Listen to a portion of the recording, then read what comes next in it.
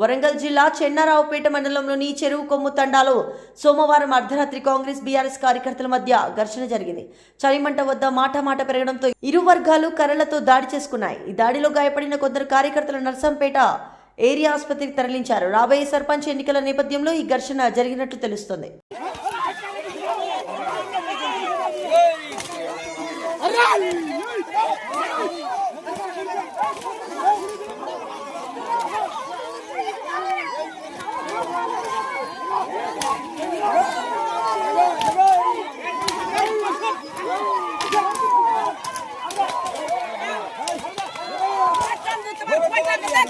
sir పాదే sir